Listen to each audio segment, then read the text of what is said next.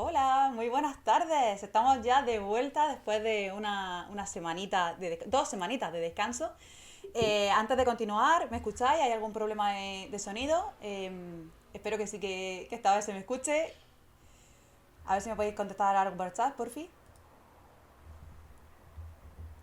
Todo bien, bien, maravilloso. Pues nada, de verdad que tenía muchísimas ganas de volver a estar con todos vosotros.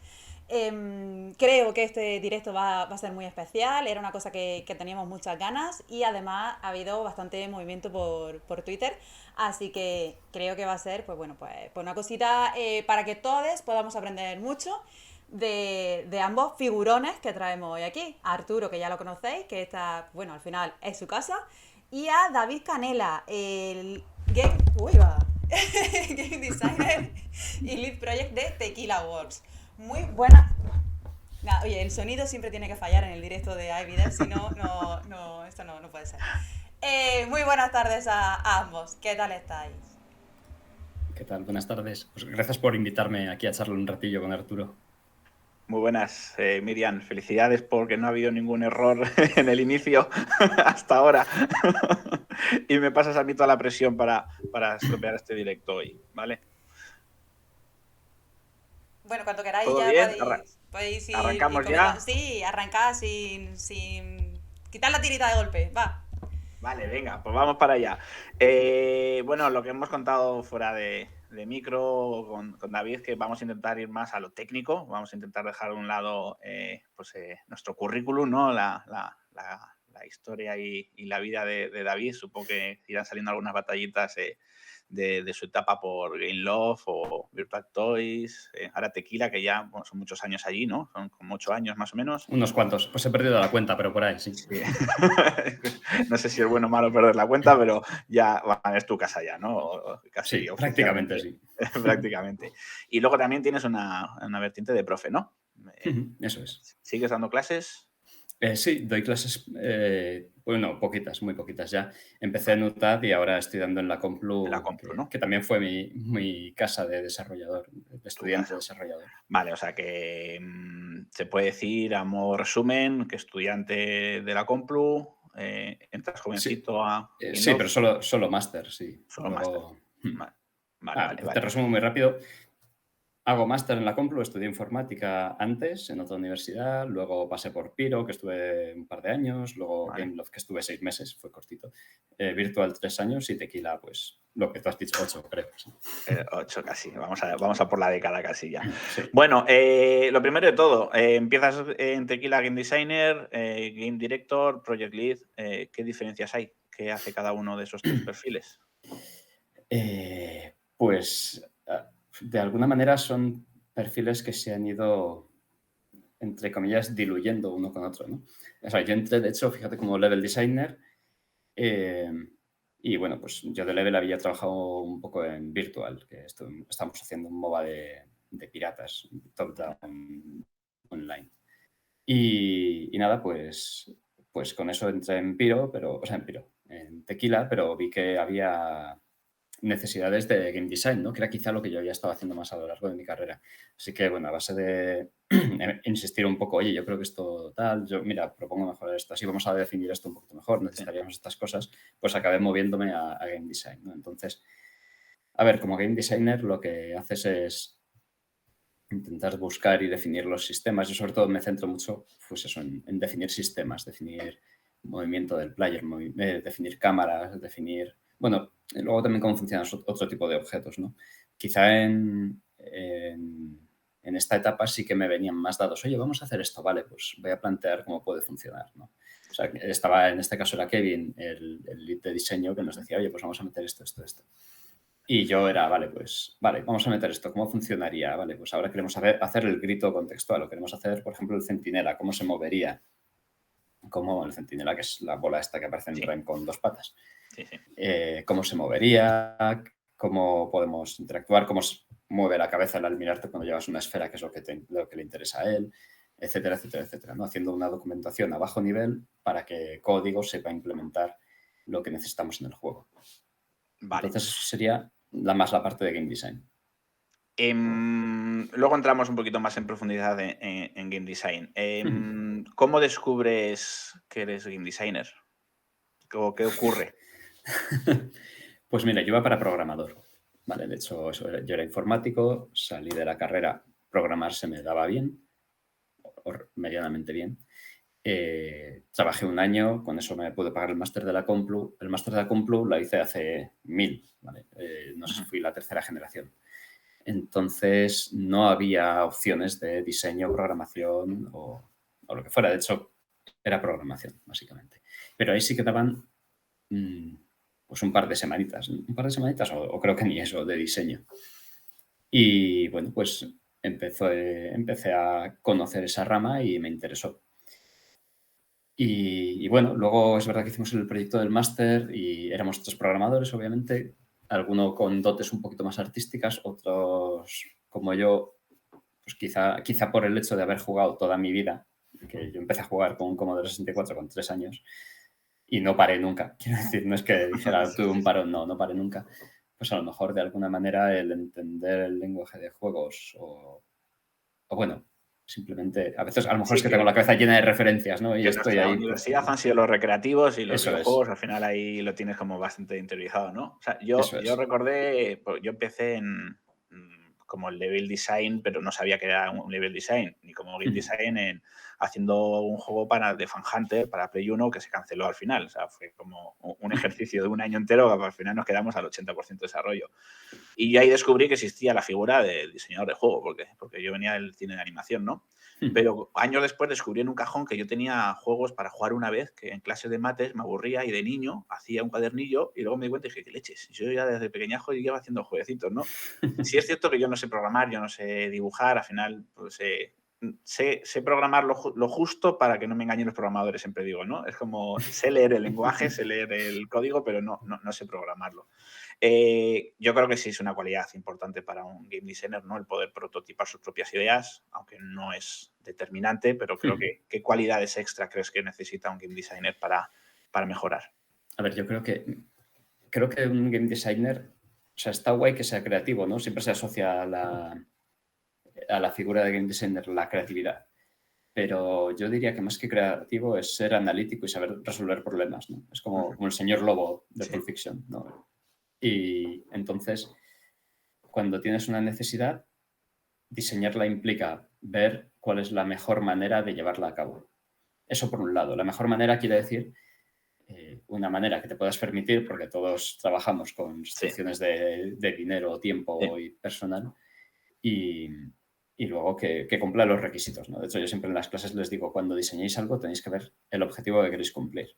Las cosas no son un porque sí. A veces sí, oye, pues vamos a meter esto porque mola, ¿no? Pero si haces eso, intenta investigar un poquito más qué hay detrás, porque a lo mejor el por qué mola quieres decir, bueno, es que este por qué mola, que yo lo digo así, lo que significa realmente es estar resaltando este aspecto que en nuestro juego es importante. Sí. Y a veces el interiorizar o el buscar eso es importante, saber por qué haces las cosas, ¿no? Sí, es como, somos como productores dentro del propio juego, ¿no? O sea, tenemos que intentar que todas estas vertientes de level design, de las mecánicas, todo encaje, preguntar mucho, hacernos muchas preguntas de por qué, cómo va a romper el jugador, ¿no? Estas posibles mecánicas. Y a mí me gusta imaginarlo como cuando juegas al ajedrez, ¿no? Si solo piensas en la siguiente jugada, muy probable que pierdas. Pero si piensas en 4, 5, 6 jugadas más adelante, o sea, si imaginas todas las posibles fallos o decisiones que va a tomar un jugador, vas a poder poner tapones, ¿no? En esa tubería que tiene agujeros que va soltando agua y al final puedes conseguir contener esa mecánica, esa idea para ver si es viable o no. O sea, al final, eso es. Compartir la idea yo creo que es también muy, muy importante y por ahí sí me gustaría tirar, ¿no? Sobre la idea, cómo se empieza. ¿Por dónde empezamos? ¿Por la mecánica? ¿Por la historia? ¿Qué queremos contar? Bueno, claro. Pues, a ver, yo creo que es muy, muy, muy variable, depende mucho del proyecto. Bueno, del proyecto o de la feature, Sí. del trocito de gameplay, de jugabilidad que Sí, que estés al final, haciendo, bueno, ¿no? que si viene un publisher o un inversor y dice quiere un shooter, no hay más que darle, ¿no? Exactamente. Sí, o a veces, yo por ejemplo, siempre lo digo, Guild, yo lo dirigí, pero la idea no venía de mí. Lo que pasa es que partimos de una idea que gustaba Y lo que sí que hicimos, bueno, entre yo, la persona que propuso la idea y el que iba a ser el que va a llevar la narrativa, pues estuvimos unas semanas dando vueltas y formando esa idea para transformarla en lo que realmente podíamos contar bien y que se convirtió en Guild, ¿no? Entonces, Sí. la idea no siempre tiene por qué venir del director creativo, bueno, director creativo o del director de juego, que en este caso era yo. Pero aparte de eso, la idea puede venir de montones de cosas. O sea, hemos partido a veces desde, no para juegos que hayan salido, pero a lo mejor para pitches que hemos hecho, pues has podido partir de una imagen, has podido partir de una idea de jugabilidad. Yo, por ejemplo, propuse hace un tiempo una idea de jugabilidad y en lugar de hacer un pitch muy explicando mucho texto y no sé qué, puse como unos dibujitos súper cutres hechos a manos de los personajes y cómo interactuaban entre ellos, porque para mí la base era la relación entre esos dos personajes, ¿no? Aparte del juego. O sea, es lo que le daba la chicha al juego, sus diferencias y su relación.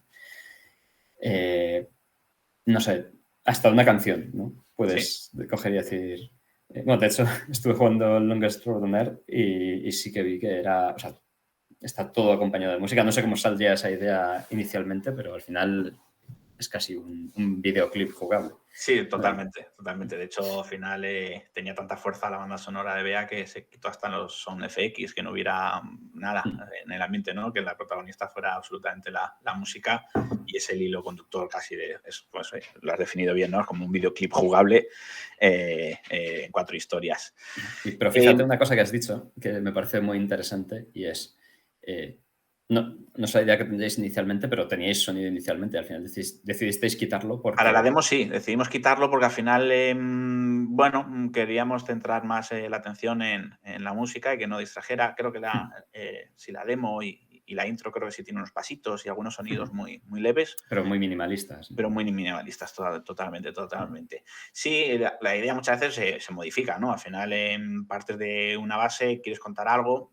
Yo, por ejemplo, con Los ríos de Alice, en mi cabeza siempre estaba la melancolía, el marrón y el otoño. Y ese triángulo siempre se mantenía, ¿no? En todas las decisiones que íbamos tomando. Pero, por ejemplo, con los delirios era la mecánica. Y luego lo único que fui poniéndole lacitos, ¿no? Y decorando el mundo, sí. Sí, decorando el mundo, pero la mecánica era el core, ¿no? La que tenía que funcionar desde el principio. Entonces, muchas veces lo que dices tú, ¿no? Depende de lo que quieras contar. Hay veces que lo que quieres contar puedes contarlo a través de un point and click o un shooter o un plataformas y otras veces quieres contar una mecánica y lo que haces es decorarla con una estética distinta que pueda llamar la atención, porque al final distintas patas, ¿no? La música tiene que ser lo mejor del juego, pero los gráficos tienen que ser lo mejor, pero la mecánica tiene que ser lo mejor, ¿no? Y entonces en esa lucha acabas consiguiendo que todo destaque un poquillo, ¿no? Sí. Es el objetivo. Sí. Ahora, es verdad que los juegos siempre tienen ese componente jugable, pero no quiere decir que ese componente jugable tenga que ser el más innovador o el pilar central, ¿no? Como tú dices. Sí, está claro que los juegos son algo que intentamos jugar, pero hay muchas maneras de jugarlo y al final es eso. Sí tendemos a obsesionarnos, ¿no? Con sacar la mecánica que revolucione todo y es muy difícil, ¿no? Dar con una mecánica absolutamente innovadora, inventar el Tetris ahora, ¿no? Sí. Entonces también muchas veces yo pues, también a mis alumnos les intento transmitir que no se agobien, o sea, que si no tenemos ese punto de creatividad al máximo, que muchas veces también te lo puede dar la experiencia, ¿no? Y el vivir, como digo yo, no solo jugar a videojuegos, es viajar, irte al teatro, estar de fiesta con los amigos, al final es inspirarte, ¿no? a través del mundo y intentar profundizar todas esas capas culturales para llegar a nuevas ideas. Pero no siempre ocurre. Entonces, puedes tener una mecánica, digamos, normal o más o menos genérica, pero puedes destacar en otras cosas, ¿no? En el arte o en la música. Sí. De hecho, al final, un videojuego es más que la suma de sus partes. Al final, todo suma y cuando tienes todas las piezas encajando, a lo mejor creías que era así y es así. Sí. O sea que sí, la verdad es que sí. ¿Tendéis a hacer producir hoja de producto interna? O sea, ¿tú cómo vendes tus ideas al equipo? ¿Cómo las preparas?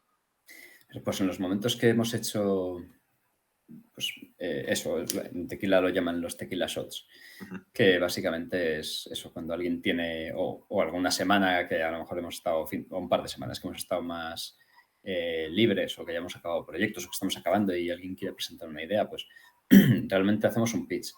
Lo que pasa es que yo no sé cuál es la fórmula perfecta de hacer un pitch. Ahí probablemente tú tengas más información que yo. Pero mira, este que te contaba, por ejemplo, lo describí en imágenes. No puse una sola frase. Yo ponía imágenes de los personajes y cómo se relacionaban entre ellos y luego lo contaba. Y, por ejemplo, esa idea sé que gustó a gente de la empresa. Luego había otras que a lo mejor sí que necesitan más explicación, porque, bueno, yo no soy artista, de hecho, imagínate los dibujos como eran, ¿vale? Sí. Eran bastante... Me los puedo llegar a imaginar porque los míos seguro son peores. Vale, pues por ahí. Y otras, pues sí que requerían a lo mejor más, bueno, pues algo más de texto, explicar algo más. Normalmente lo que tiendes a hacer es buscar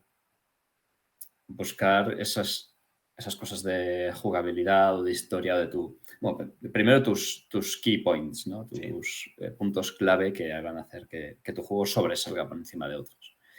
O que pretendas que sean los pilares en los que el juego se basa. Y luego a mí sí que me gusta intentar hacer una base, poner como pequeñas fotografías del juego. ¿Qué podría ser? Pues una misión así, otra cosa, podría ser esto, otra situación así, así, así. Intentando buscar esa diferenciación, pero al final esa cosa que lo haga chulo. Que eso puede ser desde, oye, pues tengo una misión que es esta y hago esto, esto y esto.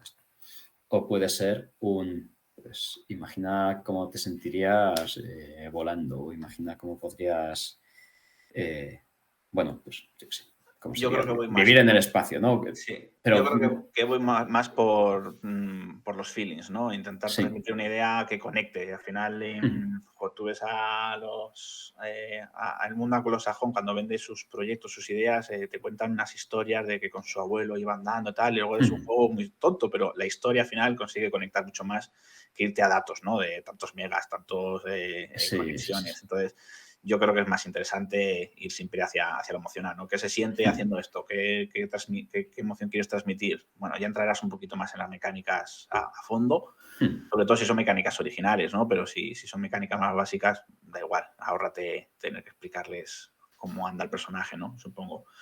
Sí, a ver, ya digo, yo he hecho muchas cosas diferentes, ¿no? Que me han ido pidiendo pues para diferentes casos. Sí. Incluso en una de ellas hasta llegamos a hacer un cómic, no te digo más. Qué guay. O sea, muchas cosas diferentes.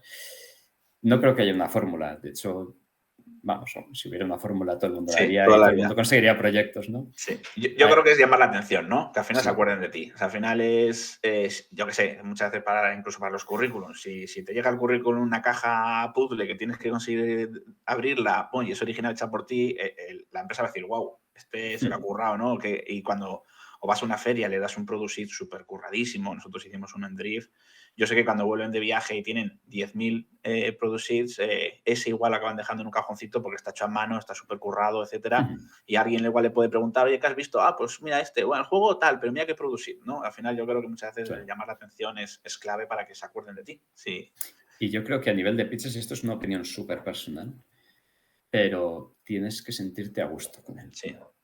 Porque a mí sí que me ha pasado de, por ejemplo, tener que hacer un pitch de otra persona y al final, si no estás en línea con ese pitch o no estás en línea con la manera que está presentado, es bastante más difícil. Y al final, a la gente lo que haya en el PowerPoint les va a dar un poco... Ahora, no les va a dar igual, sobre todo si es visual, ellos van a llevarse mucho más, pero sí que creo que si o sea, lo que tú lo expreses y cómo lo expreses, creo que al final aporta más que 5 key points súper novedosos y una serie de historias. También creo que es importante que tú creas en eso y que te sientas a gusto expresándolo. Totalmente. Al final, el mes pasado en la GDC en San Francisco recordé por qué íbamos a las ferias y por qué hacías el cara a cara. Un gesto, una mirada, una media sonrisa, una forma de contar las cosas. Muchas veces la videoconferencia o un pitch frío no tiene el mismo efecto que la conexión con las personas, ¿no? Entonces, ya no solo hablamos de inversores, hablamos también con el equipo. Si no consigues que el equipo crea en tu idea, va a costar, ¿no? Al final vas a tener muchas reticencias a la hora de poder trabajar en equipo.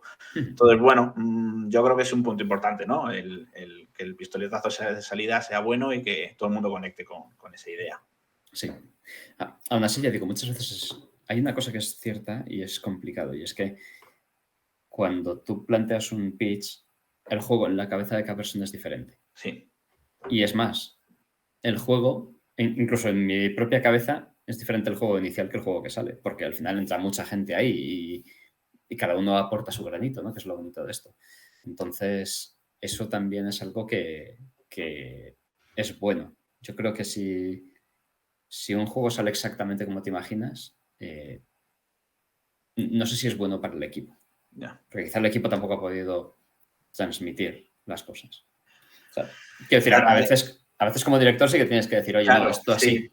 Es que ahí hay un bonito Pero debate, ¿no? ¿Cuánto de ti pones en el juego y cuánto dejas que otros departamentos puedan incorporarlo, ¿no? Al final, muchas veces me gusta definir al game designer o al director igual, ¿no? De arte como un modelador, un alfarero, ¿no? Me vienen ideas, pueden ser muy buenas, pero tienen que pasar por el filtro del director, ¿no? Para que todo tenga coherencia y que no sea un Frankenstein de propuestas. Entonces, exactamente, ese sí. equilibrio sí es complejo, más allá de egos o de cojimas, ¿no? Que al final es de yo todo, pero por lo general creo que tampoco es bueno un Frankenstein con ideas de todo el equipo, ni tampoco es bueno la idea de monolítica, ¿no? De un Sí, dictador. al final lo que dices es eso. Quizá nuestro papel es más, inicialmente es un guía y después más un filtro, Ujú. ¿no? Porque, claro, al final tú tienes que marcar la dirección, o bueno, tú con otras personas. Es que decir que el director de juego es el que decide todo no es así. Hay gente que, o sea, hay un director narrativo. El director narrativo y el director de juego van trabajando juntos y el director narrativo presenta una idea y se discute o a lo mejor incluso, bueno, es que da igual, es que nosotros por lo general tendríamos que estar abiertos a recibir ideas y a conversar en ese sentido. Entonces al final no deja de ser un trabajo de todo el equipo. Otra cosa es eso, pues que, oye, yo en mi caso tengo una cierta responsabilidad hacia el proyecto, ¿no? Que pues, tiene que salir con una serie de cosas, dar la cara frente a un publisher o plantear si hay algo que por mucho que mole es que no es para este juego. Ya. Y a veces son cosas que son complicadas, ¿no? O a veces... Sí, porque a veces, bueno, luego yo creo que tocaremos también ese tema. A veces hay ideas muy buenas que no se pueden implementar por muchas razones. Y no es que no fueran buenas ideas, que simplemente no encajaban, no han llegado tarde, o son muy caras, o no pegan con lo que estás contando en el juego, ¿no? Y lo Sí. mismo también con el tema de las decisiones, que me parece muy acertado y yo creo que también es un tema que a mí siempre me ha incomodado, ¿no?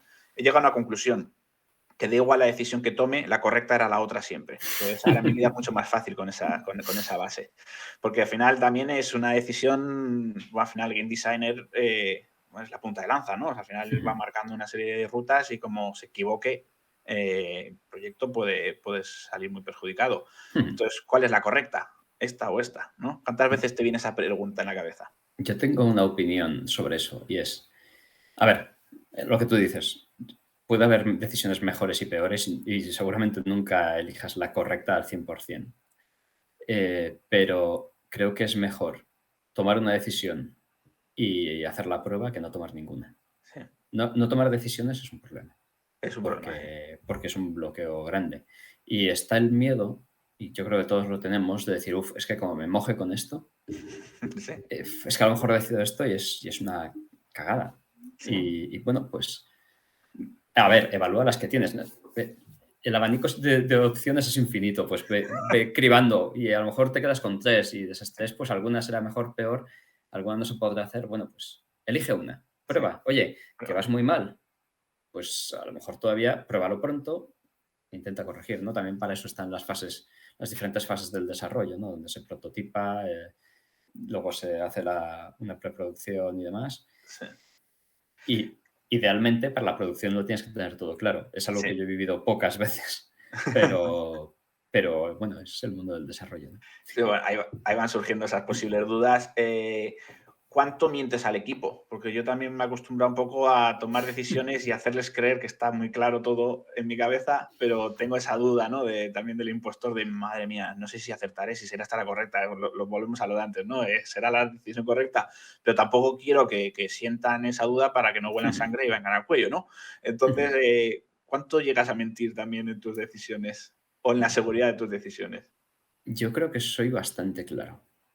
A ver, quiero decir, inseguridades tenemos todos. Y yo creo que hay una mentalidad que me ha ayudado quizá a no tener mucho problema con esto, y es, tú eres programador y puedes tener bugs en tu código, ¿verdad?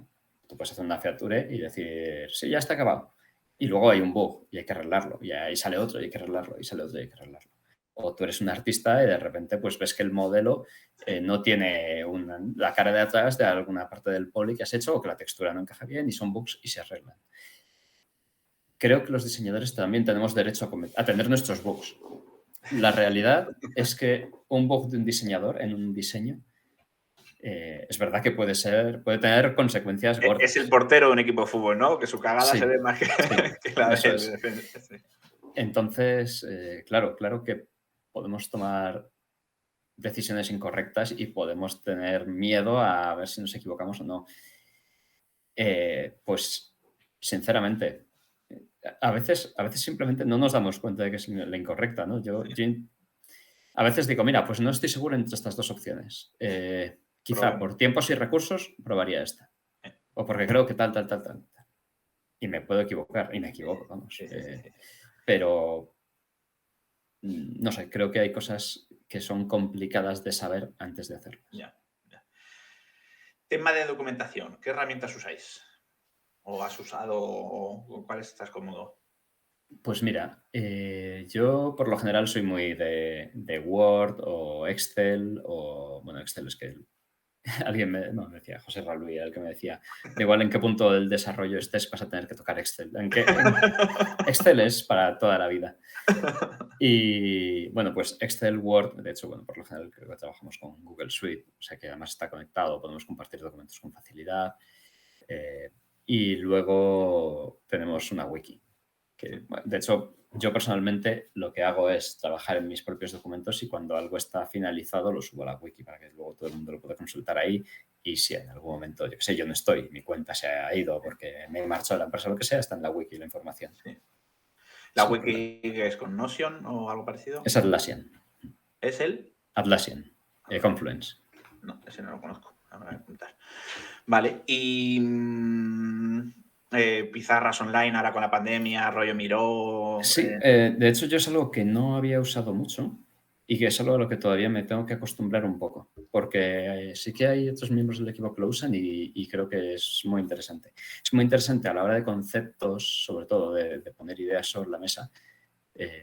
Todavía tengo que buscar cómo, de cara a lo que sería diseño de juego, utilizarlo, hacerlo útil. Es verdad que para todo lo que son diagramas de flujo y todo eso sí que es fácil. Sí. Pero a la hora de plantear un documento, bueno, puede ser parecido.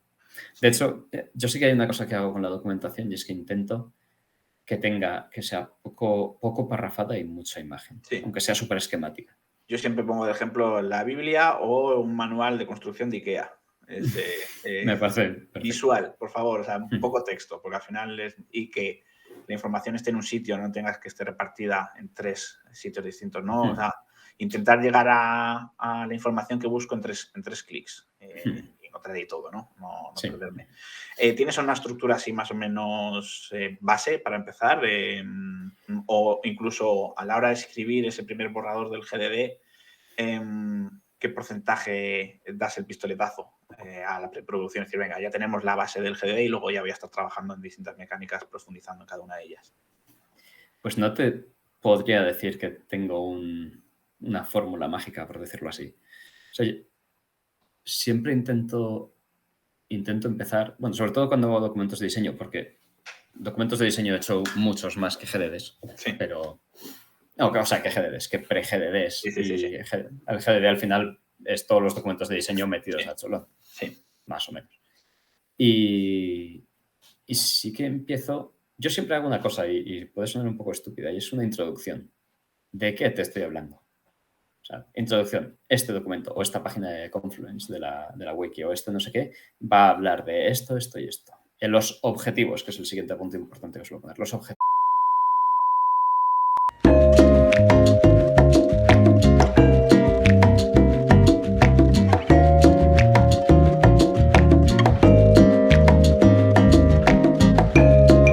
trabajar con Word, pero ese dinamismo de trabajo en equipo, por ejemplo, trabajar entre varios diseñadores, ¿cómo Bueno, repartir las tareas? realmente, a ver si, entre comillas, sí trabajamos, bueno, trabajamos un poco solos por nuestra parte.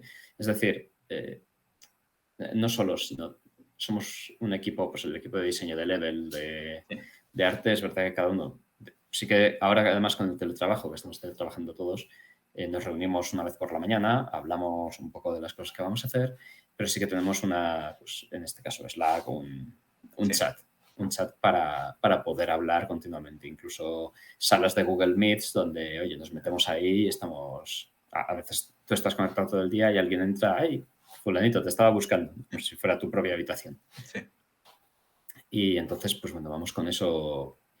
Sí que intentamos tener comunicación, toda la comunicación que se pueda. A veces uno está más enfrascado en sus cosas, otras menos, y está más abierto a comunicarse.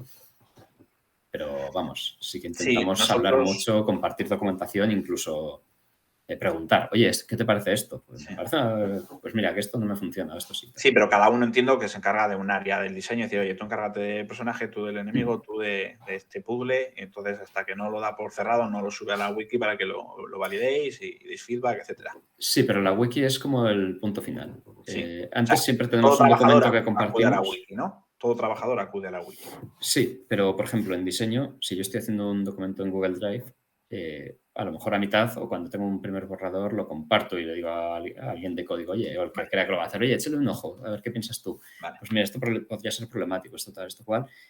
Y ya una vez que tenemos las cosas más claras, aunque no vaya a ser la implementación final, porque lo Sí, intentamos, pero a lo mejor las sí, cosas sí, pueden sí. cambiar, pues ya lo subo a la wiki. En plan de, Muy vale, bien. esto Pero es que nuestro objetivo y si en, alguien tiene que trabajar en esto, en caso de esta es la idea. duda, lo que está en la wiki es dogma. Sí, Si encuentran en otro documento algo que contradice, es la wiki la que manda, entiendo. sí, sí, sí, sí. Vale. Nosotros sí le estamos, el día a día estamos en Discord por distintas salas, por diseño, programación, canales de audio, todos están ahí muteados, pero si alguien necesita algo habla, pero es como nuestra oficina ya virtual. La documentación sí trabajamos en Notion, o sea, si la documentación se está construyendo, sí se avisa, oye, en esta parte de diseño se está trabajando todavía hasta que no demos el OK, no es válido, ¿no? Y luego, bueno, pues para la gestión también con producción Trello, solemos tirar con eso, Books, la sana y Miro pues para las pizarras. Como se integra todo muy bien en el Notion, la verdad es que está yendo bien. Aunque igual estamos intentando unificar todo en el Notion, por ejemplo, y saltarnos el Trello para intentar agilizar, ¿no? Para no tener tantas pestañas abiertas.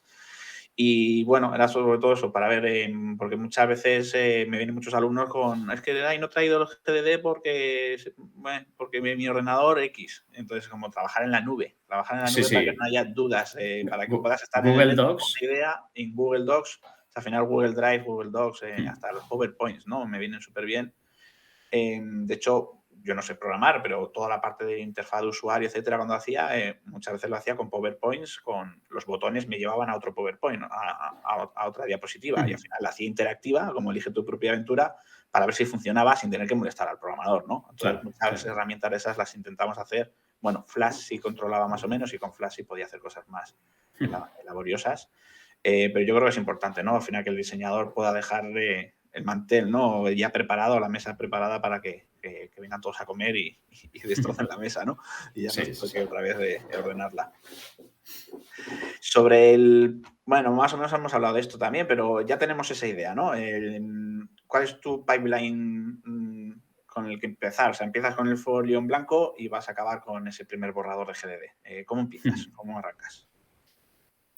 A ver, nunca se empieza con el folio en blanco o totalmente en blanco, ¿no? Tú tienes una idea o Sí. un punto de Bueno, partida, que puede ser la idea de otro. y tendremos el product, tendremos sí. Eso es. Entonces, a ver, si a mí me dijeran, pues yo qué sé, tenemos que hacer este juego y tienes que empezar a hacer... Normalmente lo que sí que hacemos es un pre-GDD. Un pre-GDD que aunque sí que tenga... O sea, el pre-GDD es como una guía de entrada, Vale. ¿vale? A lo que sería el proyecto. Es algo que normalmente se le da al publisher para que si quiere empezar a entender las cosas, pero nunca entras a bajo nivel de cómo se desarrolla una mecánica, qué implementación necesita, o ni un flujo de pantallas, ni nada por el estilo, ¿no? Es un poco una estructura general. Dicho, pues quizás no es una comparación maravillosa, pero como si fuera la sinopsis de tu película. Sí. No es un documento corto, por eso digo que no es una buena comparación, pero, pues yo qué sé, personajes, mecánicas generales. No hace falta que bajes a bajo nivel, sino una mecánica, pues esto, yo qué sé, si te dijera Guild, pues tienes una linterna, la linterna sirve para atacar a los monstruos, también te sirve para desvelar nuevos caminos, también te sirve para bla, bla, bla. Tendrás enemigos, es una mezcla entre stealth y acción, bla, bla, bla, bla, bla, bla, bla. Habla sobre el bullying, tal, tal, tal, tal. O sea, vas contando las cosas a un alto nivel, pero ya digo que a lo mejor un pre-GDD puede tener 30 páginas fácilmente. Pero al final es como tratar una visión global de todo. Y luego está la otra cara de la moneda, y es que el pre-GDD toda la documentación se suele quedar obsoleta, ¿no? Sí. Y el pre-GDD creo que por lo general más. Cuanto más claras tengas las cosas, mejor, pero es un punto de partida. Como ya he dicho, los diseñadores también cometemos bugs y a lo mejor una decisión que parecía buena en papel no lo es jugablemente, no lo es. Lo prototipas, en el mejor de los casos lo prototipas y te das cuenta que es una mierda. Vale. Es decir, te das cuenta muy pronto. No es que sea el mejor caso, pero te das cuenta muy pronto. En el peor de los casos, estás haciendo tu producción y ves que algo no hay manera de que funcione. Ese es el peor. El intermedio puede ser, oye, pues estás preparando tu first playable y ya ves que empieza a cojear. Bueno, pues ahí el punto en el que te des cuenta no es crítico. Y al final el pre-GDD pues marca unas intenciones. Por eso tampoco creo que sea bueno en el pre-GDD bajar muchísimo de nivel. Lo que sí que tiene que tener claro cualquier persona que se lea el pre-GDD es el tipo de juego que estás haciendo, a qué va a jugar y un poco con su longitud,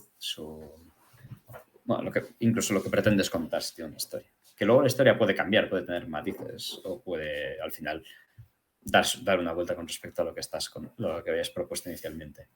Y en la documentación, por lo general, coges un poquito de cada, o sea, dices, esta mecánica no estoy seguro si va a funcionar, voy a empezar por ella, a ver si tengo que descartarla, o vas a lo seguro, ¿qué prefieres?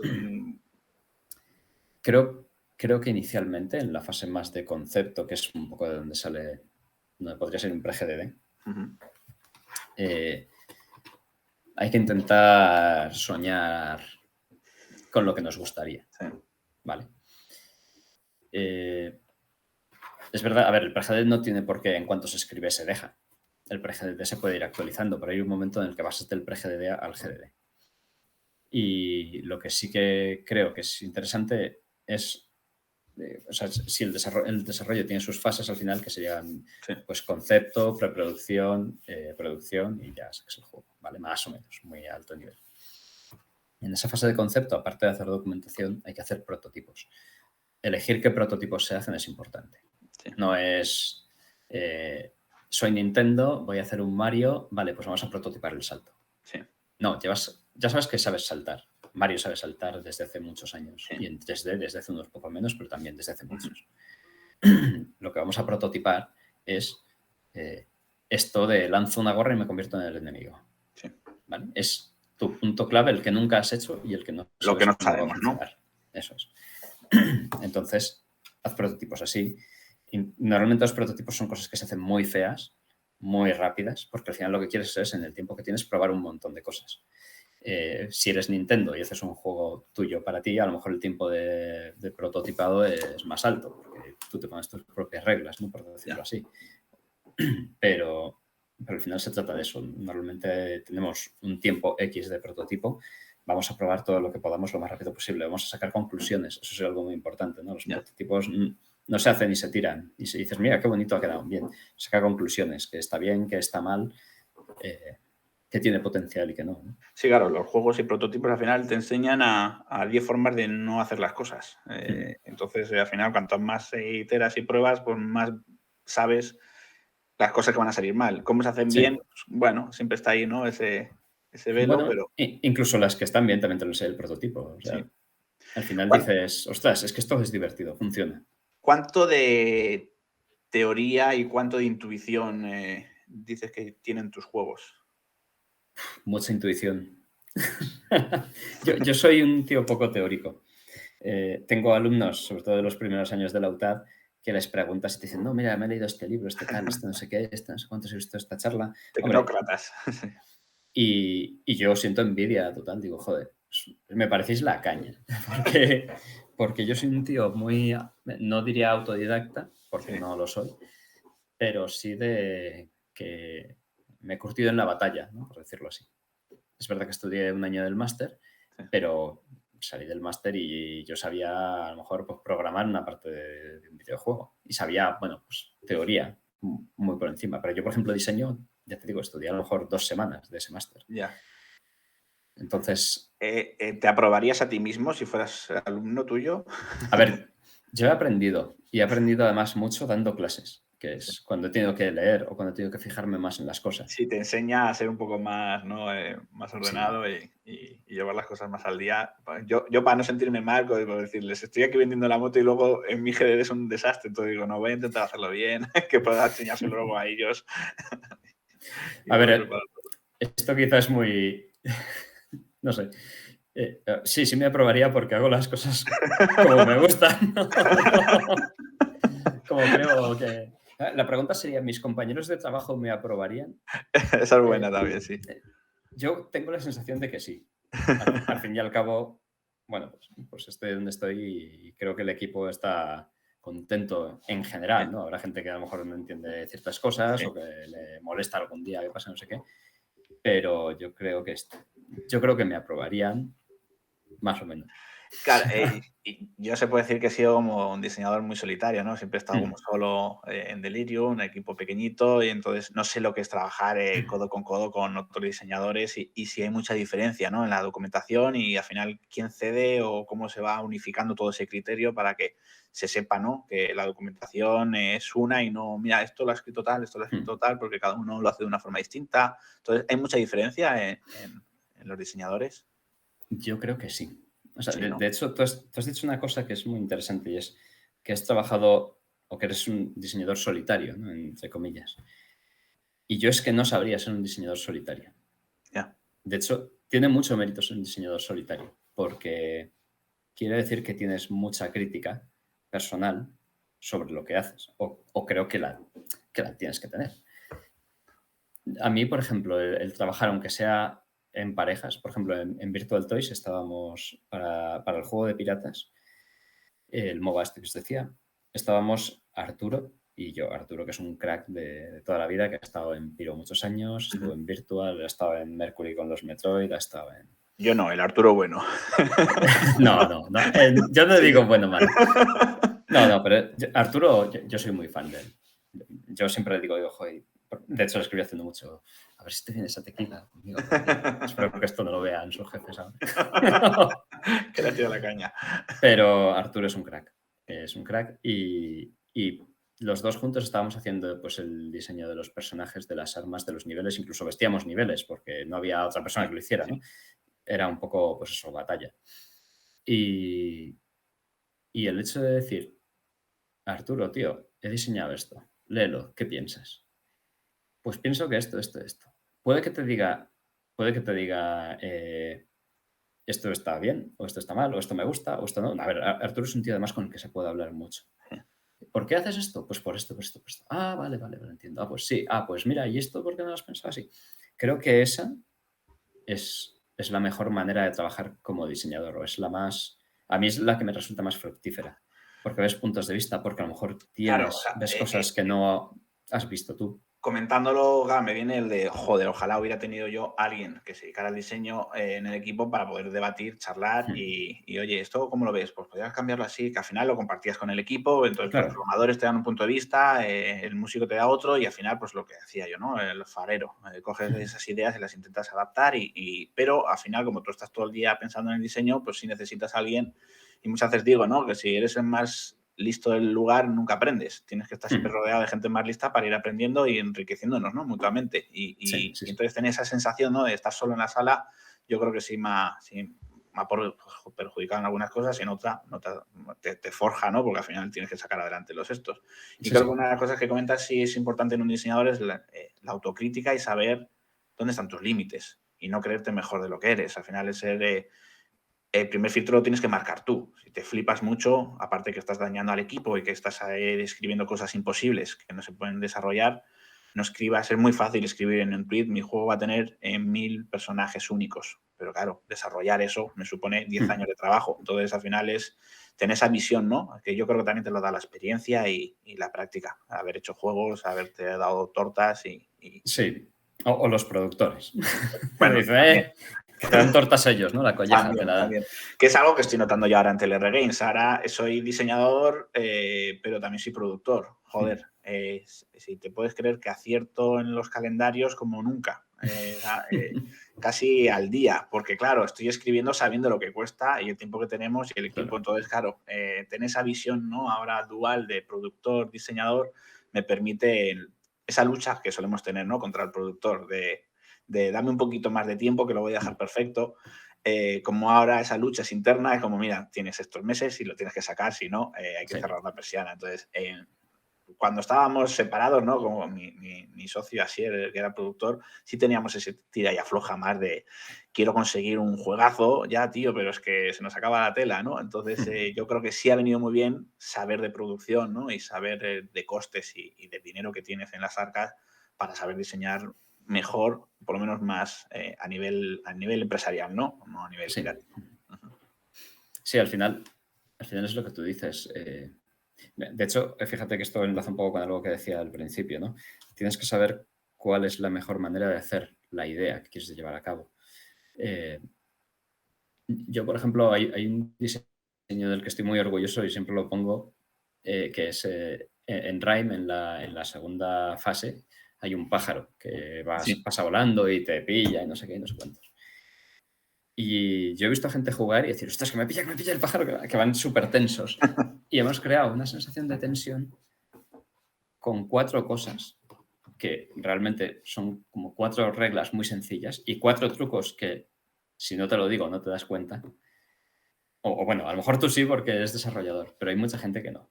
Incluso cosas que puedan parecer chapuzas, de decir, ostras, ¿por qué estás haciendo esto ahora? Ya. Te cuento una muy sencilla. Yo con ese pájaro, cuando pasa la sombra, tú no puedes mirar hacia arriba. Es así. Te bloqueamos el pitch de la cámara y si estás mirando hacia arriba, la cámara hace plof. ¿Qué porcentaje de gente está mirando hacia arriba en ese momento? Ya. Nadie. Primero, porque la información que te la damos pasa a la sombra y la ves en el suelo. Oyes el grito y tú tienes un objetivo hacia adelante. Si algún tío está intentando buscar, no va a poder ver el truco. ¿Vale? Ya. Qué buena. Claro, porque al final no hay pájaro arriba, ¿no? Exactamente, no hay modelo, lo único que proyectamos es una sombra, es lo único que pasa, ¿no? Pero tu cerebro está construyendo que sí que lo hay, y luego lo ves, porque luego baja, hay una serie de cosas más que hacemos para construir eso, ¿no? Bueno, al final es la magia del diseño, ¿no? Es claro. Que luego levantas la alfombra y te encuentras ahí todo y dices, madre mía, los trucos de magia, mejor no haber sabido cómo han hecho este truco, la cuestión es que funciona, ¿no? Y que se están haciendo cosas interesantes. A ver, que no siempre tienes por qué hacer el truco. Y si te puedes permitir hacer, oye, es que miro para arriba y me veo un pájaro de la hostia que viene por mí, no sé qué. Y bueno, el problema no es que te puedas permitir hacer el pájaro, no, es que te puedas permitir toda la cantidad de generación de colisiones que puede tener con el entorno, las limitaciones, o sea, aquí hay un problema mucho más gordo detrás por el que... Las preguntas que te tienes que hacer y si lo miran, entonces que giran los patrones, dejándosela, es tanto claro que es mejor hacer las sombras, que desaparezca y que aparezca luego el personaje. Y claro, muchas decisiones de estas también son presupuestarias. Si tuvierais pasta ilimitada para hacer los pájaros, no sé igual, ¿cuánto del presupuesto controláis vosotros? A la hora de diseñar, ¿sabéis que os marcan unas fechas y un equipo? Fechas y equipos, sí. Basta de decir no sé cuántos 1000 euros. No, pero bueno, fecha y equipo ya te puedes hacer una idea del presupuesto del proyecto, pero ahí el productor va a supervisar de que eso pueda cuadrar, pero en un principio tenéis cierta libertad para encajar esas mecánicas en el tiempo que os piden, ¿no? Sí. Yo lo que pasa es que tengo, aparte de, por un lado, esa vertiente de programador, que ya cada vez se me va olvidando más, tengo un poco de producción por ahí metido. No porque lo haya estudiado, sino porque yo creo que lo he vivido. Bueno, Sí. lo he vivido. No es que yo sea el tío que más horas extra haya hecho en mi vida, ni más crunch, ni nada. Pues un poquito, en algunos casos, y ya está. Pero sí que he vivido la falta de tener un productor y sí que he visto... Y bueno, y de hecho, pues es que, por ejemplo, en la etapa de Virtual Toys era muy caótico eso.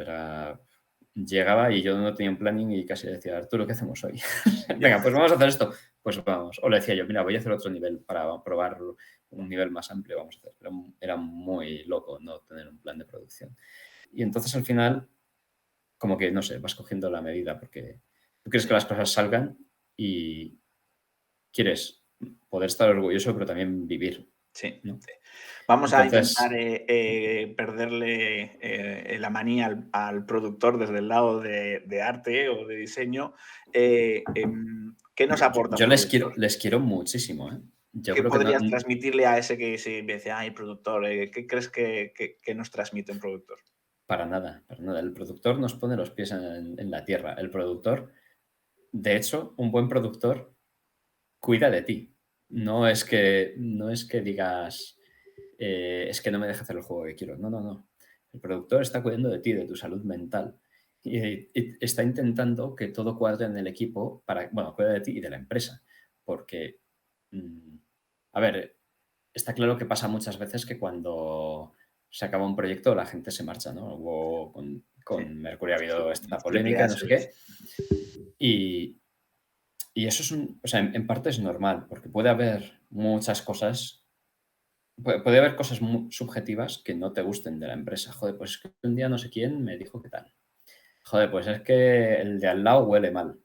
Pues es que no sé qué, o es que no me ponen una silla cómoda aquí, ¿sabes? Estoy con esta silla que es de 100.000 pavos, o sea, de 100 pavos, pero no es de 120 o de 150 y es que no me gusta. A ver, puede haber cosas así. También puede haber cosas de, joder, es que esto ha sido un desastre.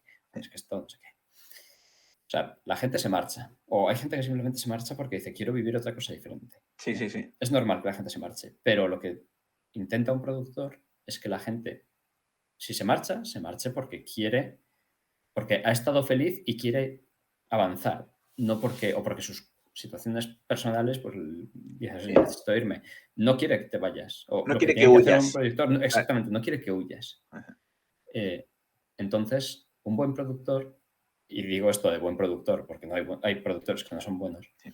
lo que tiene que hacer es cuidar de la gente. ¿Cómo se cuida de la gente?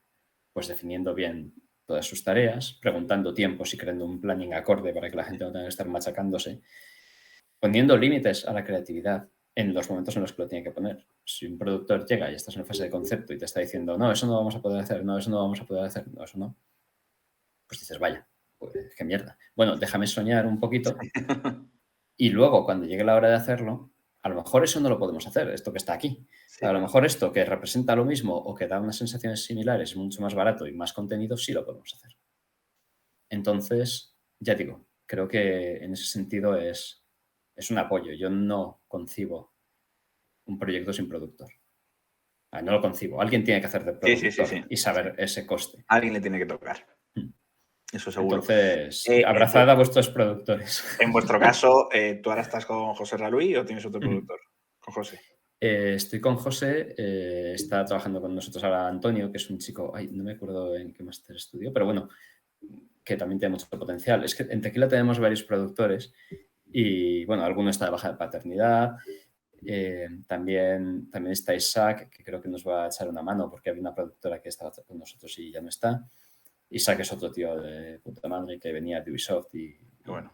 y bueno, era artista, pero se pasó a productor. Fíjate, tú que Sí. decías, sí que los artistas que odian a los productores, pues Isaac es artista y se pasó a productor y además es muy bueno. Antonio también, la verdad es que Antonio empezó bueno, ya lleva unos años con nosotros, pero obviamente es más junior porque pues no sé qué llevará, O sea, 2 estamos años o así. hablando que ¿cuánto porcentaje de productores hay en Tequila? ¿5, 6, 10%? Pues mira, no te sabría decir porque con la pandemia no sé ni cuántos Ya. somos. O sea, con el teletrabajo es como... Nosotros tendemos a hacer una serie de reuniones pues cada 2 semanas pues, para mostrar a todo el estudio pues los progresos o dar Sí. noticias o lo que sea. Y cada vez veo gente que va apareciendo ahí en las ventanitas y digo, ¿y este quién es? Este es nuevo. Sí. Así que no te sabría decir, pero Bueno, bueno, a lo mejor un 10% a lo mejor sí que es fácil, un ¿no? número... Sí. Sí, Pues mándale saludos a José Raluí y a ver de tu si parte. le engañamos algún día por aquí, que nos llevamos muy bien y es un crack.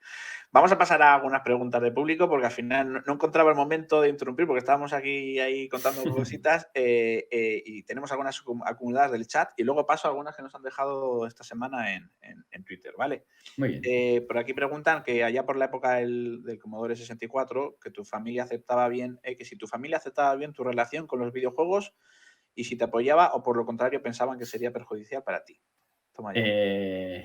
Bueno, sí. Mira, el Commodore 64 llegó a mi casa porque lo compró mi padre, ¿vale? Mis padres estaban divorciados y yo creo que fue el típico regalo de padre guay. Yo era muy pequeño, que tendría pues entre 3, 5, 6 años en esa época, ¿no? Empecé con 3, a lo mejor nos duró 3 años, 4 años, como 64. Y a ver, jugábamos. Lo que pasa es que, bueno, pues como estaban mis padres divorciados, mi madre trabajaba y nosotros jugábamos todo lo que podíamos. Lo que sí que es cierto, aunque no es que me hayan dicho, no, tú no vas a tener consolas porque es el demonio, sí que es cierto que era como, bueno, no juguéis tanto, bueno, tal, bueno, cual. De hecho, a veces me preguntan y lo cuento. Ahora la mujer de mi padre hace unos años, pues como 3 o 4 años, me dijo, joder, mira que nosotros estábamos preocupados porque te pasabas todo el día con la consola y ahora resulta que ha servido para algo, ¿no? Digo, sí. A mí me pasaba también, yo de crío era muy trasto, entonces mis padres nunca me querían dejar solo en casa o en la urbanización porque podía matar a cualquier niño o me podía matar yo. Entonces tenían pánico y siempre me llevaban a cenar con sus amigos. Bueno, era un coñazo, siempre tenía que estar ahí, entonces me aburría y había siempre unos recreativos al lado de la zona donde solían quedar. Y esa era mi universidad. Para que me callara me iban dando 100 pesetas, 25 pesetas para jugar. Claro, si tenías 25 pesetas a la máquina que más durabas. Te daban 100, pues podías experimentar con 2 o 3 y te dejabas los últimos duros para esa máquina. Y años después ya, que todos los amigos de mis padres ya mayores me ven en la tele a veces, mira, todo el dinero que le dimos para los recreativos, por lo menos le ha servido de algo, ¿no? Eso ha sido tu universidad, como tú dices, ¿no? El pago pago de monedas de 100. Entonces, por lo menos ahora ni tan mal, porque por lo menos ven que las horas que metíamos a los videojuegos han servido de algo. Por aquí, Indie Dev Day, que les mandamos un saludito, nos dicen que ya que lleváis un buen tiempo en la industria, ¿qué conceptos o tareas de desarrollo de videojuegos creéis que ha cambiado más desde vuestros comienzos hasta ahora? Hombre, mira, pues, a ver, yo es que cuando empecé, quizá depende mucho de la empresa, pero, por ejemplo, hablábamos de la producción. Creo que el hecho de haber vivido esa, en algunos casos, falta de producción, que no ha sido siempre así. De hecho, en Piro había cosas intermedias. Había cosas que parecía que sí existían más claras, pero yo, por ejemplo, en Piro no vi un planning, no vi... Todo era, pues ahora te toca hacer esto, vale, pero no tenía una sensación real de por qué o para qué. Pero estaban las cosas relativamente bien organizadas. Pero vamos, yo creo que, por ejemplo, esa mentalidad de planificar para el bien del equipo, creo que es algo que ha ido cambiando. Creo que también ha ido cambiando la mentalidad con respecto a los diseñadores. Los diseñadores, de hecho es verdad, y esto es totalmente cierto, a raíz de Piro, o sea, en Piro a los diseñadores no se les tenía mucho cariño, básicamente, ¿sabes? Era como, bueno, los locos estos. De hecho, tengo un amigo que hice el máster con él y muchas veces bromea conmigo. Él en Piro, él es programador y en Piro pues estaba ahí contento, ¿no? Y se lleva bien con los jefes, no sé qué, de los jefes de código. Y me decía, pero si tú lo que haces es tirar papeles al aire y sacar ideas, coges un papel y dices, pues esta. Y entonces existía quizá más esa mentalidad de los diseñadores son unos zumbaos que van soltando la primera mierda que se les pasa por la cabeza. Y yo creo que a día de hoy, al menos lo intentamos, que seamos un poco más respetados, ¿no? Sí. A ver, yo creo que también... Tengo a mis peques por aquí, de hecho aquí se asoma una. Pues hola. Tengo mi llavero, Ahora me lo contáis. Que participen. ¿Vale? Luego salgo. Ya, va a pasar. Pues espera, que cierro la puerta. Para que no siga. Y Pero bueno, pues, ¿les has robado el cuarto? bueno, es que se lo he robado. Voy a quitar así para vuestro disfrute, a ver si consigo no colgar la llamada. Les he robado el cuarto para teletrabajo. Vale.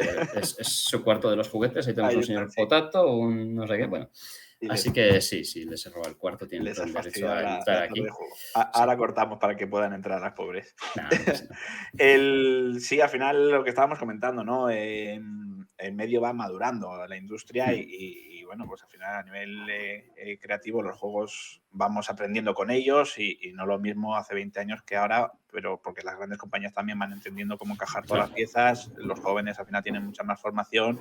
Yo creo que sí, ¿no? Sé, en 10 años igual no hay tanta diferencia, pero en 20 sí. Sí, ha habido bastante cambio y tecnológicamente Sí, sobre también. todo. Pero bueno, ese lo asumo ya. Eso Sí, es más que en la industria. Eso es algo visible en el mundo. Prime Gaming, el increíble Bob, nos dice: David es de los míos, me fío mucho más de la intuición y del feeling que de lo que ponen en los libros. El game design no es tanto una ciencia, en mi humilde opinión. Pues bueno, pues sí. Yo a medias, estoy de acuerdo a medias. O Es una sea, ciencia que se va construyendo poco a poco, ¿no? creo que sí que es interesante leer opiniones y tener una base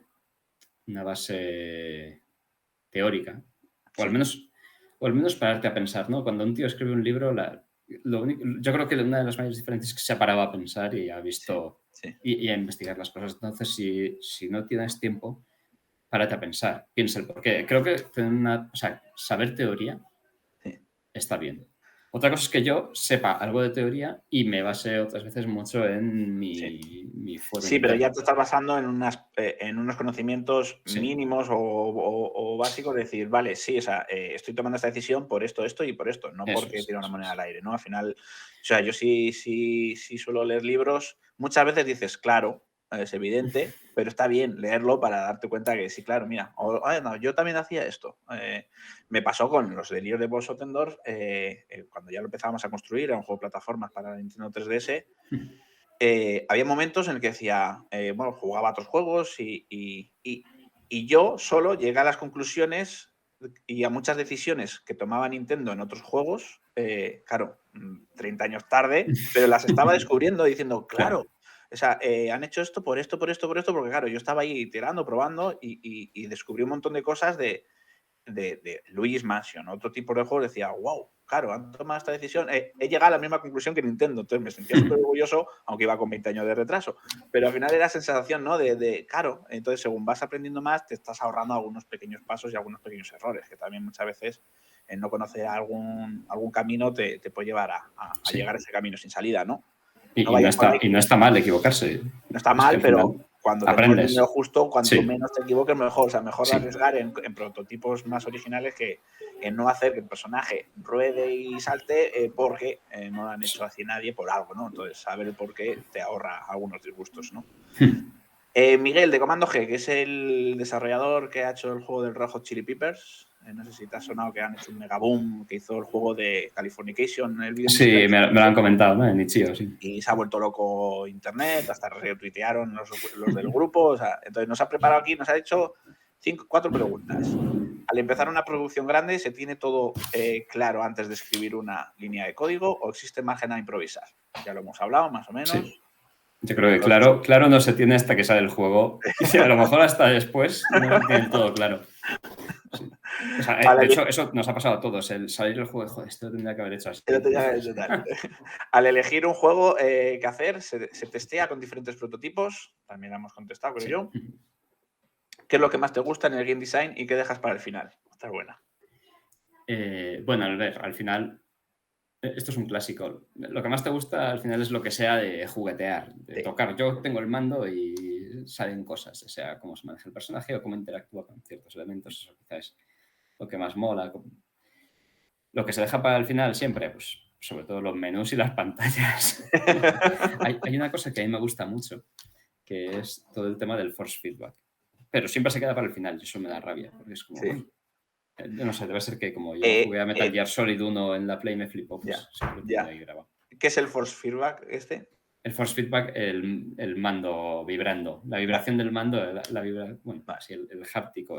Bueno, de hecho he dicho force feedback y no es force feedback, sino la vibración. Vale, el feeling del mando, o sea, vale. Claro, pero eso se suele dejar para el mega final, ¿no? Sí. Si hay tiempo. También me pregunta por aquí, ¿juego favorito? No sé, muchos. No puedo elegir solo uno. Vale.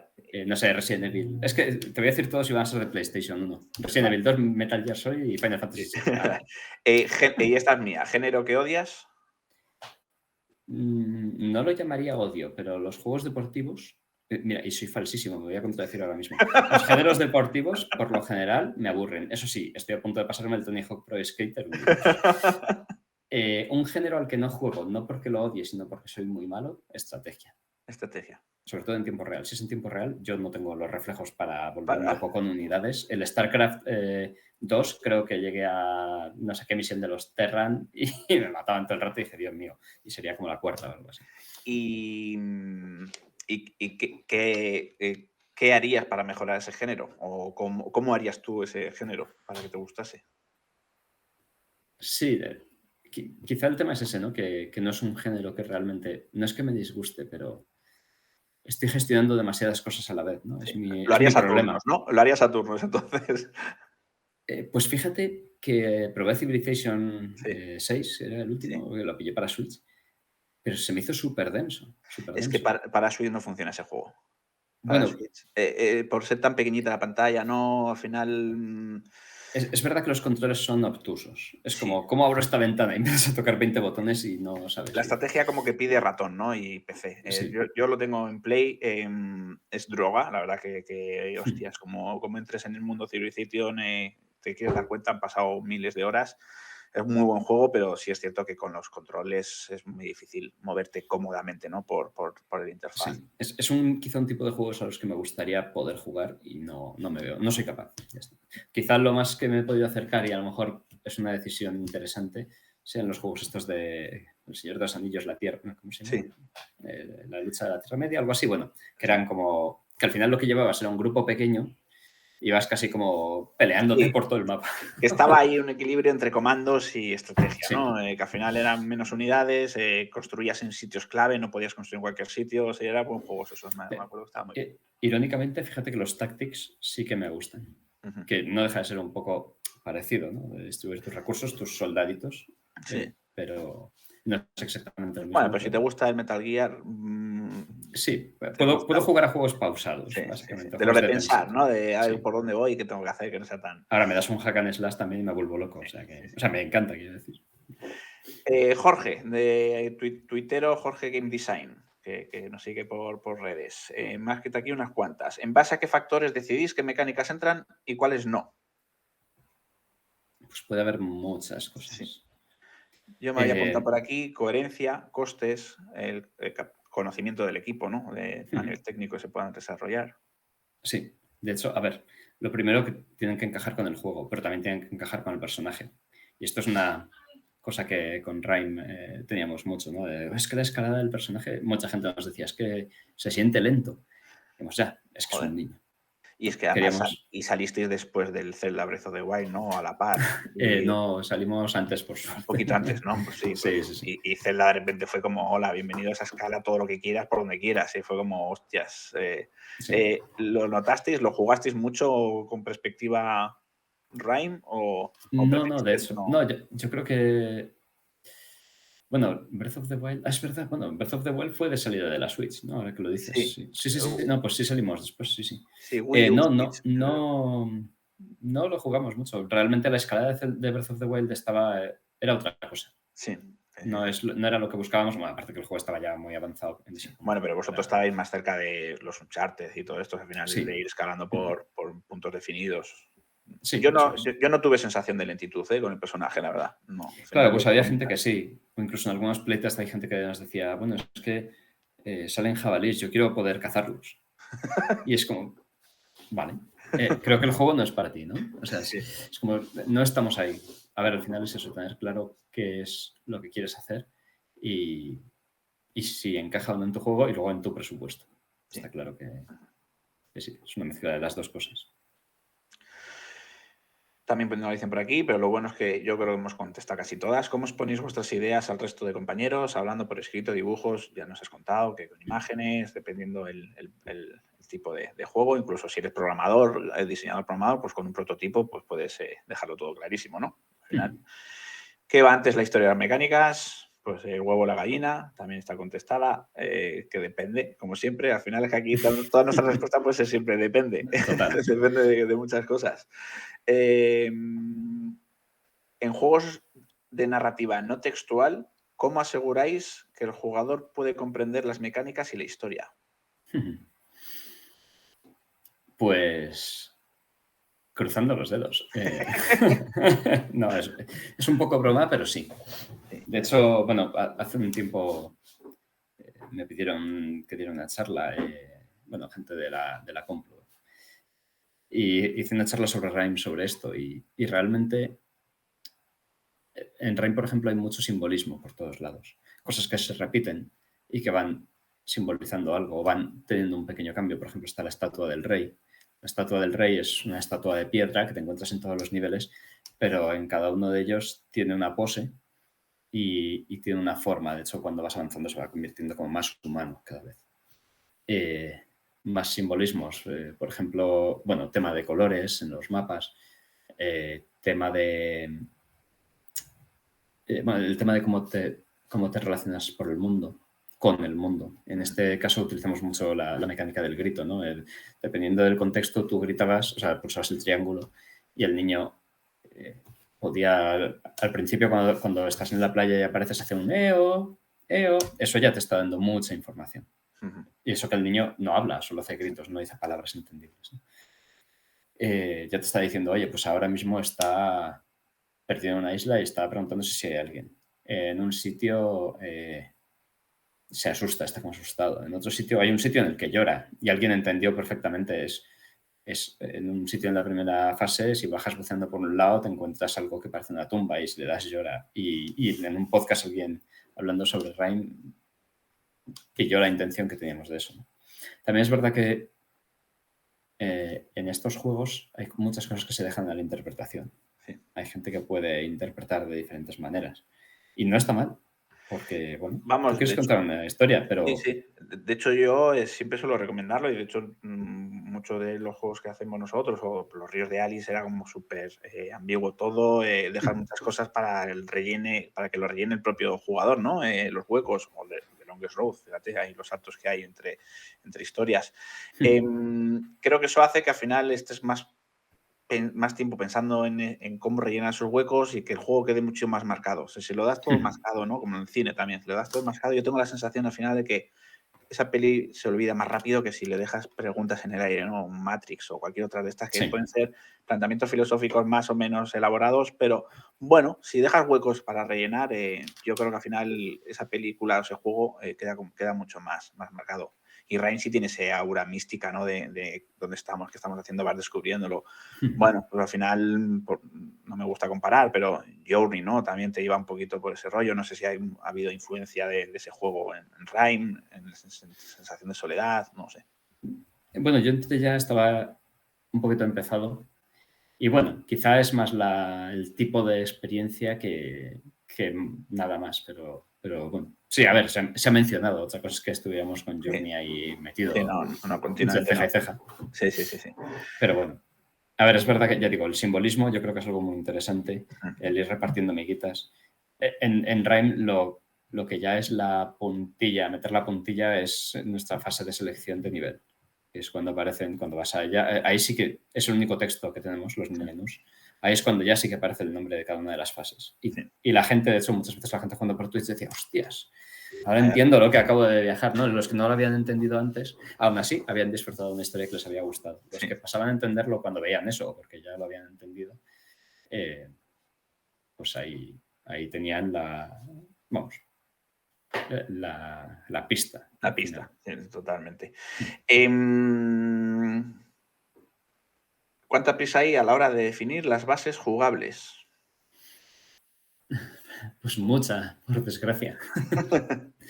Mucha por desgracia, porque al final, dependiendo, pues el tiempo que tengas es el que tienes que dedicarle o el que puedes dedicarle. El tema, y ya digo que no siempre es óptimo, es que a veces se empiezan a hacer hacer el juego cuando todavía hay cosas jugables que no tienes claras. Por Y aquí eso va, sí, por aquí va un poco la siguiente, ¿no? Que es que cómo se reparte la carga de trabajo del departamento de Game Design en el tiempo respecto al resto y si coincide en fase de desarrollo o va uno después de otro. Hombre, lo ideal sería tener el GDD casi acabado, ¿no? Antes de empezar, pero no suele ocurrir, ¿no? No, de hecho, en eso es muy importante el pre-GDD, porque el pre-GDD ya sí que hace una idea global y el GDD ya entra a cada una de las cosas. Oye, ¿cómo funciona un arma?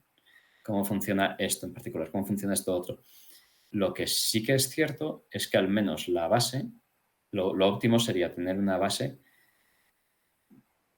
cuando se acaba la preproducción. ¿Qué quiere decir la preproducción? Pues ya has hecho el pre-GDD, o sea, tu fase de concepto inicial, tus ideas, has hecho tus prototipos, has hecho tu pre-GDD, has hecho una cosa que se llama, no sé si como de familiarizada está la gente con este concepto, un first playable, que básicamente es un pequeño trozo jugable para ir cogiendo un poco el tacto de lo que es el juego, incluso para decidir cosas que funcionan y cosas que no. Y luego haces un vertical slice. En el punto del vertical slice, cuando lo entregas y lo acabas, es cuando ya lo óptimo sería que estuvieran todas las mecánicas definidas. ¿Qué puede quedar? Pues implementaciones de bosses, cosas de diseño de niveles, puzzles específicos, Sí, cosas pero que así. sabes que no van a interferir en el game feel Sí, global, ¿no? Que puede ser un boss sí, más o menos chulo, pero que el juego va a funcionar, ¿no? eso. Sabes de qué va tu juego, sabes las herramientas que tienes y tal. Eso es lo óptimo. No siempre es así. Pero en ese punto ya entras en lo que sería producción para acabar el juego. ¿Es caro, difícil modificar ciertas mecánicas o solís dejar las puertas medio abiertas? Cuanto más tarde en el desarrollo, más caro. Y eso es así. Total. Y bueno, con qué documentos trabajáis en cada fase, ya más o menos lo hemos explicado. ¿Y tenéis un esquema más o menos estable de milestones que aplicáis a cada proyecto? ¿O a la hora de ampliar el departamento de Game Design espérate. A la hora de ampliar el departamento de Game Design, ¿qué buscáis en los candidatos y dónde puedo dejaros el portafolio? Vale. Vale. Bueno, eso en la página solís tener ahí, ¿no?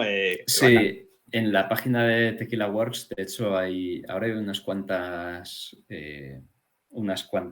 ofertas de trabajo de muchos perfiles. De arte, no sé si había de producción, creo que de animación también había abierto, de diseñadores hay, creo que de level designers también. O sea que creo que es un buen momento para que los que A tirar tengan, currículum, pues sí, ya lo sabéis.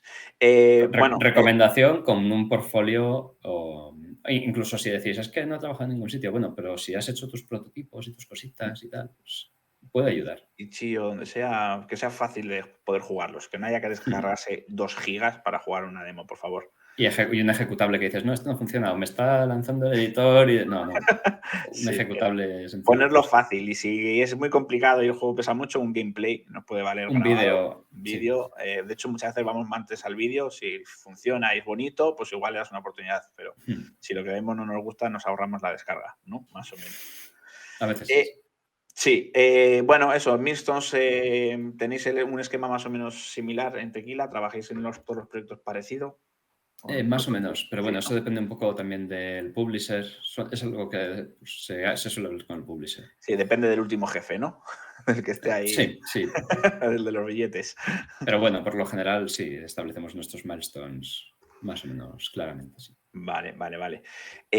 Yo no te quiero robar más tiempo. No sé si tenemos alguna pregunta más por el chat o hay alguna cosa que se nos haya quedado en el tintero. A mí me ha molado mucho, me lo he pasado guay Y yo, y y he, yo. y he aprendido que era lo importante. Miriam, no sé si estás por ahí, ¿nos puedes decir si hay alguna pregunta más antes de que se nos escape? Que las niñas quieren entrar a jugar. Hola, sí, bueno, yo te la había puesto por WhatsApp. Si podías leerte una pregunta, pero que era una mía. Vale, sí. Por el chat ya no queda nada. Bueno, sí que, por ejemplo, el Buena Increíble pregunta, Bob sí. sí que coincide bastante con todo lo que estáis hablando. Y poquito más, la verdad. Si alguien tiene Vale. alguna preguntilla ya... Vale, pues la tuya. ¿Cómo se venga. están adaptando los diseñadores a los jugadores con diversidad funcional? ¿No es un tema que se trata, por ejemplo, en Tequila? Pues sí se trata. Es más, yo hace unos meses estaba investigando bastante y sacando cosas bastante curiosetas. el mayor problema de todo esto es el dinero que tienes, o el dinero que al final es el tiempo, los recursos que tienes para dedicarlo, ¿no?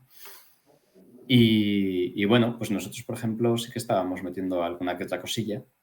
Lo que pasa es que, bueno, yo estuve investigando y había cosas tremendas. Hay por ahí bueno, no sé si lo llamaría documental o promo vídeo de Ubisoft, en el que cuentan cómo estaban diseñando un juego para un jugador ciego, que es increíble, ¿no? Pero claro, el jugador ciego te cuenta qué tipo de experiencia es la que él esperaría vivir. Y claro, yo le daba las vueltas y pensabas, por ejemplo, un jugador ciego, ¿qué es lo que quiere? Oye, pues a lo mejor se quiere enterar de la historia, a lo mejor quiere vivir el reto, le tienes que dar una serie de feedbacks, ¿vale? Y entonces me ponía a pensar, vale, imagínate un juego de carreras de coches. Un juego de carreras de coches en el que realmente todo es una percepción visual y reaccionar a las curvas, lo que sea. ¿Qué es lo que quiere tener un jugador ciego? ¿Qué es lo que podría querer? Obviamente, tu juego necesita tener muchas ayudas. A lo mejor un jugador ciego sí que se puede guiar por el oído. Sí que puede saber que hay un coche por la izquierda, incluso tener un sonido, un prrr, cuando hay una curva a la izquierda o un prrr por la derecha cuando viene por la derecha. A lo mejor lo que no necesita él es tener el skill necesario para hacerlo. A lo mejor tienes que implementar en tu juego un sistema que cuando suena ese pitido, a lo mejor ese pitido es más agudo si la velocidad que lleva para tomar la curva es muy fuerte, o más agudo o más grave y más pausado si la velocidad es la correcta. Entonces, si consigues hacer un sistema para guiarle con el sonido, a mí me parece muy interesante. La realidad es que tienes que ser una empresa muy grande para poder tener un equipo. Es un súper reto, vamos, para un diseñador es un reto de la leche y trabajar en conjunto, ¿no? Al final nosotros en Delirium hace un mogollón de años desarrollamos un prototipo para un concurso de Honda, que era el GSI, Game Sensitive System, o algo así, el GSS.